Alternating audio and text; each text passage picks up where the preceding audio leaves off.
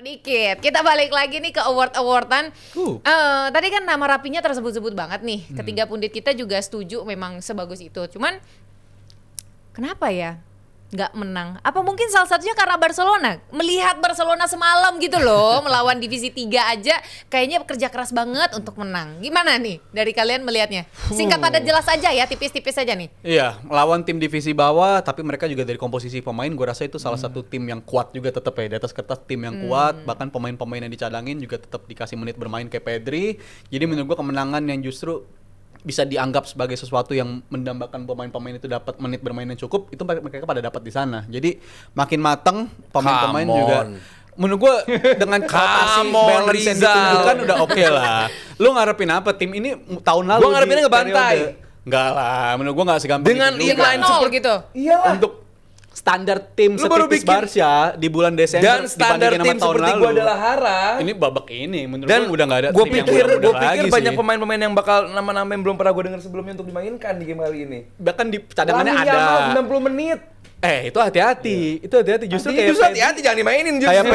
Enggak, ini justru menarik. Frankie Kayak juga contoh Pedri ya. Pedri itu kan biasanya keluhannya cedera juga. Tapi kenapa dia dikasih menit bermain tadi malam? Padahal dia bisa aja diistirahatin. Karena faktornya ini ada satu pembahasan tahun lalu dari Arne Slot. Jaga pemain tuh bukan lu cadangin terus lu istirahatin di bangku cadangan. Tapi ada juga pemain tuh yang ototnya tuh harus dikasih stimulus berupa menit bermain. Dan itu yang dilakuin Barcelona menurut gua. Kalau lu lihat pre-season atau lu nonton pertandingan langsung, nggak semua pemain yang main itu pemanasan. Ada yang nggak main pun tetap dia harus lari. Ada menit lari yang harus di apa namanya? Kalau lu pakai apa namanya? Lu pakai alat itu, ya. Tapi gini, ini babak 32 besar Rizal. Ini babak 32 besar Copa del Rey menghadapi Guadalajara. Lu dengan pemilihan line up sebagus ini, gue setuju sama lu. Strong line up, gue setuju. Baru bikin di menit 70-an atau 16 gol lah. Exactly. Buat gue sih sedikit mengecewakan. Sorry to say, gue gak pernah against Barcelona. Cuman ini buat gue sedikit mengecewakan. Guadalajara nampak nyaman sekali nih pertahanan mereka, mendapatkan tekanan dari Barcelona. Sampai XG-nya cuma 1,9. Yes, golnya emang 2. Artinya bahwa banyak sekali akurasi dan juga output dan juga end product dari serangan Barcelona yang mentah harus dibilang, kecuali lini depan mereka didominasi pemain muda. Di tengah juga banyak yang kita nggak pernah kenal. Ini kan ada Frankie De Jong, ya kan? Terus juga ada Lamine Yamal, ada Fermin juga kalau nggak salah. Ada Rashford juga di sana dapat kesempatan berapa kali. Exactly. Maksud gua ya menang oke, bagus. Cuman the way they win, ini yang gue harus, gue bilang gue cukup sedikit kecewa ya sama Barcelona dengan cara menang seperti ini. Harus jelas lebih baik lagi, karena ya beruntung gak ada yang cedera. Itu yang penting, karena ini lu cukup nekat memainkan nama besar gitu. Biasanya lu bakal merotate, memainkan kombinasi pemain tua muda atau pemain senior dan juga pemain junior. Baru menit babak kedua kalau emang belum ada perubahan baru dimasukin tuh yang seniornya gitu kan. Cuman kalau dengan line up yang startnya sebaik ini kecuali back kirinya ini udah siap banget El Clasico nih buat gue.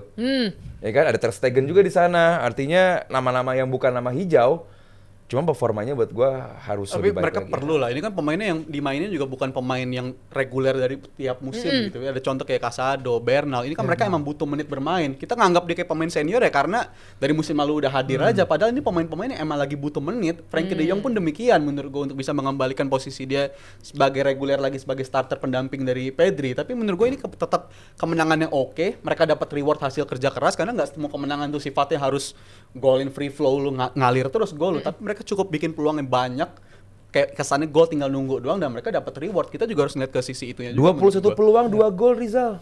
Gue lebih khawatir kalau mereka nggak bikin peluang sama sekali. Itu menurut gue udah red flag kayak musim lalu di Desember. Tapi musim ini kan mereka bikin peluang tuh ada, tinggal masalah di belakang dibenerin aja. Jadi menurut gue reward sifat kemenangan yang layak. Bahas kebobolan sama Guadalajara itu bakal lebih bukan sedikit mengecewakan lagi, sangat mengecewakan, sangat jelek. Tapi kalau soal clean sheet udah pasti Barcelona menghadapi Guadalajara.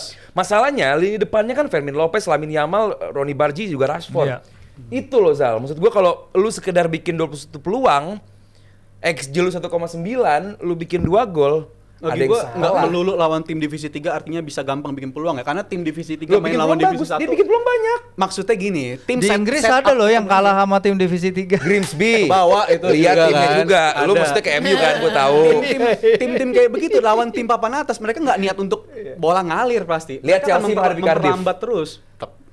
Ya, nah itu dia dapet. Tapi gitu. pilihan line up-nya kayak gimana? Chelsea kan sering begitu tapi Tapi di Eropa ya beda tim tahun lalu juga. Kalau sekarang kan beda juga line up. Paling enggak dengan materi yang lebih gemuk pun dia berani mengistirahatkan pemain. Nah, ini udah tipis. Banyak kok nama-nama yang bisa dipakai gitu. Dan gue yakin nggak akan kalah juga. Karena pemain muda Barcelona jangan lu ketawain, bagus pemain muda Barcelona bagus-bagus. Layak dicoba gitu loh. Dan buat gua lini depan mereka dengan 4 pemain sebaik itu dengan peluang 21 lu cuma bikin 2 gol ya. Oke, berarti dari Aldi lebih banyak mengkritisi sebenarnya Di dari depan sisi mereka ya? yang diturunkannya, ya artinya masih harusnya dihemat-hemat dulu nih ya. Bisa. Terus juga kedua memang dari segi kemenangannya, come on, ini Barcelona loh, ngelawannya Guardiola. Kecuali emang banget. kayak tadi lini depannya kita nggak tahu siapa gitu kan, sama istirahatin pemain karena Liga dan nanti di Desember atau Januari Champions League juga udah balik lagi gitu kan. Oke. Tapi kalau dari Rizal justru meng-highlight, justru bagus, ini tuh kesempatan yang baik dan ya kalau ada sedikit kesulitan nggak apa-apa lah menit bermain. Nah kalau dari Virsi ngelihatnya keputusan dari Flick sendiri gimana? Ini mempertahankan rekor 6 pertandingan ya, mereka menang in all competition dari Liga Champions domestik dan juga di Copa del Rey ini. Sebenarnya emang secara jadwal Barcelona tinggal hanya hadapin tandang ke Villarreal which is never easy dan nggak pernah mudah, apalagi sekarang Villarreal juga. Tapi udah turun Villarreal? Udah mulai jelek? Awal-awal sih oke ya mereka ya, bagus Aduh. banget, dan abis itu mereka ada break sampai Juni awal Januari. Oh iya, awal Januari ya. 2 Jadi minggu. memang kalau kita lihat sebenarnya Flick ini kan ngasih kesempatan terus ke pemain muda ya, bahkan di liga utama pun sering dia lakukan. Jadi memberikan kesempatan kepada pemain muda selalu bukan masalah bagi dia.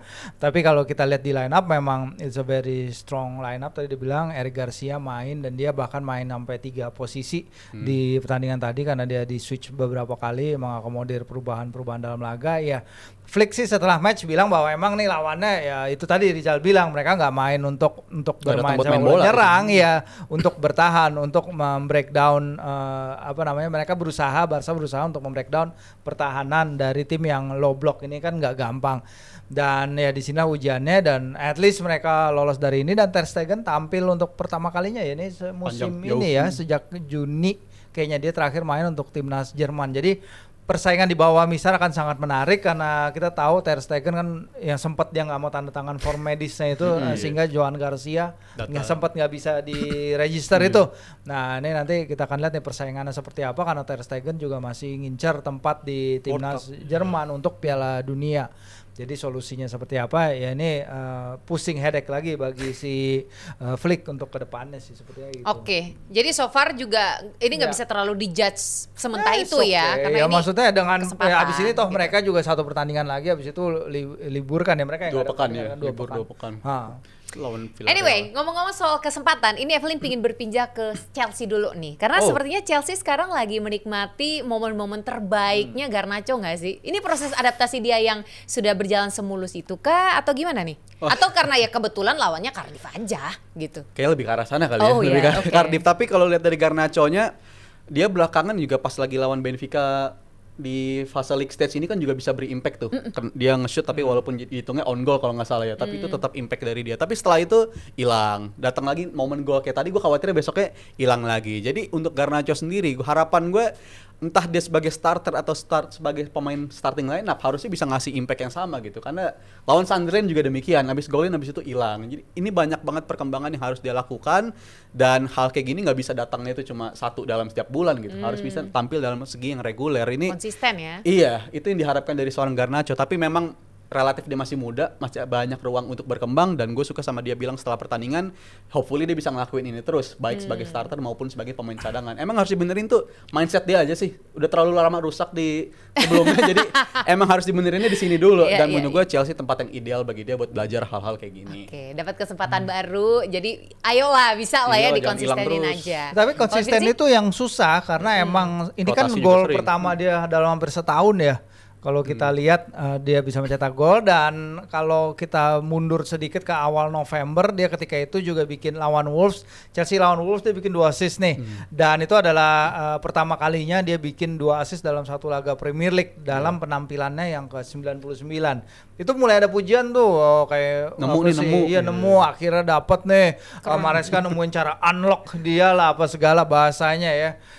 Tapi setelah itu dia 4 pertandingan nggak ada kontribusi gol apa assist. Jadi emang kesempatan yang dia dapat juga di Chelsea kita tahu kan ini kan rebutan posisinya buset ya, nggak maksudnya nggak di semua klub rebutan posisinya kayak gini. Untuk sektor sayap kiri aja dia rebutan sama Neto sama Gittens. Dan bisa beberapa pemain juga bisa bermain di posisi sama. Jadi emang dia pindah ke tempat klub baru yang butuh dirinya untuk hard work gitu, dan hanya dia sendiri yang bisa buktiin kalau emang dia layak dapat jadi starter. Tapi ya untuk membuktikan konsistensi itu, karena ini bukan pemain yang bakal main 90-90 menit nih, karena gue lihat minutes played dia juga ya paling 66 menit atau dia masuk ke babak kedua sebagai starter pun hampir jarang dia finish the game. Nah disinilah tantangannya dia, bagaimana dia sebagai pemain yang ya mungkin bukan muda banget ya dalam konteks Eropa, tapi dia harus bisa menemukan something more lah yang dia nggak bisa dapetin itu di Man United. Oke deh, kalau kita lihat Garnacho kemarin udah sampai bikin brace juga, ini masih belum segitu menjanjikannya. Tapi Evelyn pingin tanya ke Aldi, siapa tahu ada pemikiran yang berbeda gitu ya. Melihat Garnacho tampil tadi malam, apakah ini sedikit mengobati dan sudah mengobati fans Chelsea merindukan Madueke? Silakan, silakan Di. Gue tidak akan seperti Rizal dan Firzi ya, yang terlalu serius menilai Garnacho. Come on, ini coba Cardiff. Dia pemain dari cadangan juga, dia nembus tim inti Chelsea aja nggak bisa gitu kan. Jadi emang belum sebagus itu. Iya. Lo bandingin sama siapa? Neto, jauh. Iya jauh, ya itu dia makanya gue bilang dia nggak bisa bersaing. Jadi gue nggak akan ngejudge performa siapa Garnacho di game menghadapi Cardiff. Come on, ini Cardiff juga, gue harus fair. Tadi gue nggak puji Barcelona, gue juga nggak akan terlalu memuji Garnacho gara-gara lo bikin 2 gol ya. 2 gol ke arah Cardiff gitu. Cuman tadi di awal sebenarnya openingnya udah bagus banget, Evelyn, bahwa ini masa-masa yang lagi bagus banget buat Chelsea. Fansnya sangat menyenangkan untuk lihat timnya sekarang, cuman terganggu sama komentar bodoh dari pelatihnya gitu. Jadi buat gue gak ada angin gak ada hujan keluar komentar seperti itu. Dan ya gue dengar dari orang yang bisa dipercaya dari dalam circle Chelsea bahwa dia memang sedang dalam circle Chelsea dia. Evaluasi dari board. Bahwa ya memang namanya tim kan menjelang tengah musim dan juga akhir musim selalu ada evaluasi gitu. Itulah kenapa dia bilang ini 4 hari yang sangat berat bagi apa sih komentar apa sih? Harusnya komentar need more backup kok. Lah tapi kan dia yang milih squadnya, dia yang trim squadnya kan. Dari 21 pemain Chilwell, Disasi itu yang diasingkan. It's okay lu ngerasa begitu, cuman kondisi tim nih sangat lagi nggak butuh denger komentar negatif. Harusnya malah dibakar gitu ya semangatnya ya. Iya gitu. Paling nggak lu ngomong soal pertandingan aja. Fokus. Kecuali emang tim lu lagi bermasalah. Ini kan enggak, tim lu lagi bagus. Atau dia mungkin ngerasa nggak dapat perlindungan. Gua nggak tahu pergerakan mereka di Januari ya, tapi kalau ngeliat dari kondisi Chelsea setelah kehilangan Colwill, emang kan pergeseran di posisi belakang tuh center back terutama itu kan berogonta-ganti. Mereka masih ada Colwill ya. Jadi menurut gua nangkapnya need more backup itu di posisi itu gua rasa. Gua atau rasa dia backup dengar dari board sih. Di Januari nggak akan ada pergerakan transfer yang masif. Dan juga ada evaluasi buat dia gitu kan yang gue denger juga. Jadi buat gua ya gini, masalahnya kan Chelsea kan dari musim yang luar biasa musim lalu ya, kembali ke Liga Champions, juara Conference League, juara Copa FIFA Club World Cup, musim yang sangat luar biasa buat Chelsea gitu. Meskipun ada yang nggak setuju sama FIFA Club World Cup, ada yang setuju bla bla bla. Cuman buat gue harus fair dan mengatakan Chelsea menghadapi musim yang luar biasa musim lalu. Target musim ini jelas lebih tinggi. Nah, tentu board manajemen punya target yang juga bagi Enzo untuk segera memperbaiki gitu. Masalahnya yang lini belakangnya jelek bukan cuma Chelsea. Banyak kok gitu kok. Jadi bukan sebuah alasan. Masalahnya tim ini sejak seri sama Arsenal, gua bilang declining. Artinya gimana tuh? Gua bilang tidak sebaik itu mainnya.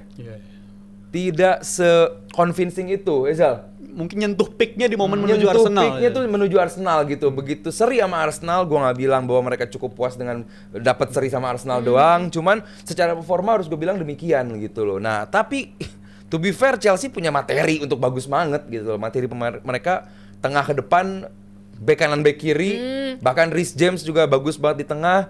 Kemarin tukeran sama Gusto juga, sama licinnya enak banget, bisa gitu loh. Nah, kenapa harus diganggu sama Maresca dengan betul. Tapi mungkin ini Maresca nyadar ini tim kan, dia biasa kalau tahun lalu bilang wartawan selalu nyerang dia, ini tim layak juara nggak? Layak juara, dia bilang enggak, masih jauh. Tapi dia ngerasa mungkin di tahun ini touching distance ke puncak tuh masih bisa dia kejar mungkin, dan dia ngerasa kalau di Januari dilakukan backup ke dia, mungkin dia bisa ngejar ke arah sana, tapi dia mungkin ngerasa ini sesuatu yang nggak realistis dilakukan, jadi dia nyentil board dulu lah istilahnya. Tapi gue bilang dia nyadar tim ini potensinya gede, masih bisa berkembang, dan jarak ke puncak nggak terlalu jauh-jauh banget bagi mereka. Berapa sih? 8 ini poin lah, harusnya bisa diinin sama mereka. Kalau Chelsea bisa juara Premier League. At least ngejar ke sana targetnya. Top 2 gue malah menjagokan mereka kan dari awal, gue di Top awal two? musim. Iya, top 2 top 3 menurut gue mereka layak ada di sana karena pemain udah berkembang. Arsenal, Tapi kalau Chelsea, Liverpool. Liverpool udah mulai agak-agak ribet ya. Gue Yang kedua siapa? Liverpool cuman 2 poin jaraknya dari Chelsea. Ini tapi Chelsea ke ininya. Chelsea ke ke puncak. Enggak, Puncak. tapi kan kalau kita ngomongin Arsenal. Liverpool bisa lah. Buat gue bagusan Aston Villa sama ini. Chelsea. Layak lah. Aston Villa konsistennya udah dapet. Tapi Chelsea ini timnya kalau lanjutin di Januari nggak bergerak, gue rasa tanggung karena mereka punya potensi dan udah terbukti.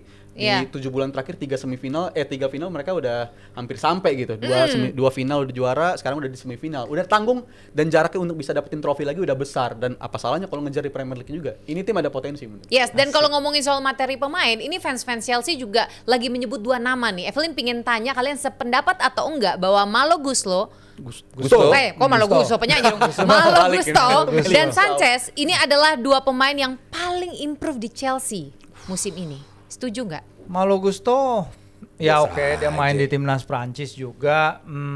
Cuman kan dia main di sana karena Reece James akhirnya ditaruh di tengah ya. Digeser di tengah, dan dari awal datang dia dari OL emang shaky banget. Tapi kalau Robert Sanchez kayaknya masih perlu upgrade ya, kayaknya nggak bakal 8 clean sheet loh sih dia. kalau 9 iya. ya? Bahkan Sekarang 9 terakhir, yes. Iya, Tertinggi tapi kalau lihat di momen-momen peak, Leeds. momen-momen penentu Mungkin itu, game Leeds. gara-gara back lu Iya. kayak gimana gitu dulu sih. Bisa jadi. Tapi ada juga. Kalau back lu ya Tosin nih percuma juga. Kayak di MU kan bukan salah backnya, bukan Salah yang- midfieldnya? Iya, salah dianya yang dia Dicari deh salahnya. keluar Onana. sendiri. Onana. Yang dia Onana momen itu yang dia Onana lawan momen. Man United. Nah, nggak tahu nih abis ini Newcastle kan yang ketemu Ketemu Chelsea di St James's. Tenang, Jadi nanti kita akan dikasih gol lihat. sama Walter Waktu Made. Made. Bunuh diri, iya, gol bunuh Kasih. diri. Karena Chelsea selalu punya catatan buruk ya di St James's Park, tapi kita akan lihat seberapa. Cuman kalau kiper, kalau gue bilang ya harus upgrade lah. Maksudnya ini dulu tim yang punya juara bersama Thibaut Courtois loh, punya kiper yang sekelas Peter Cech gitu. Dan kalau kita lihat emang Udicini. upgrade-nya kan Chelsea dengan Robert Sanchez dan Arsenal dengan David Raya.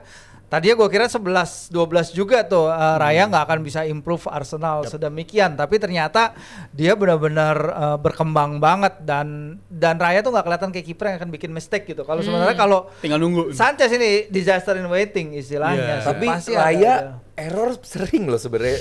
Ada ya, lawan Sefatal, Iya, tapi sefatal itu nggak? Sebenar Nggak kan? sebikin aman karena center back-nya lumayan oke gitu. Iya, Kalau lu bisa. punya pairing center back kayak Tosin yang dan Badiashile dan yang ganti-ganti terus. Aciempong. Nggak fair kalau jatuhnya Aciempong, dinilainya iya benar. Sanchez doang gitu. Buat gue setuju Sanchez pemain yang cukup improve musim ini di tengah back Chelsea yang jelek gitu loh. Jadi buat gue setuju lah. Kalau Malo Gusto ya sama Anto Hood dia emang beda dong. Iramanya sih dapat. Iramanya dapat, apalagi kalau buat soundtrack. Pertahanan ya. Temponya. Jadi boleh. Melodi. Tambah lagi. Iya, iramanya ya. Dua namanya itu ya. Kalau Sanchez, gue bilang mereka masih bisa improve lah.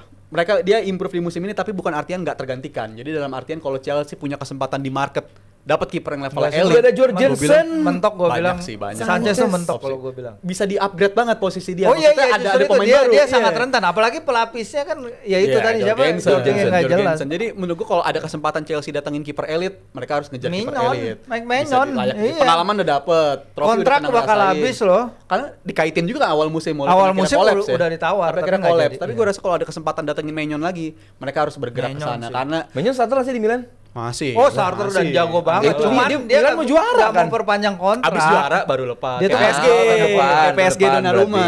berarti. Kalau Sanchez pergi gratis lagi dong ke Milan. layak Kayak Donnarumma. layak di-upgrade untuk posisi Sanchez walaupun dia improve, Gua tapi sih, ya gua bilang pasti decision di-upgrade. makingnya buruk. Kayak contoh lawan MU, dia tiba-tiba maju red card.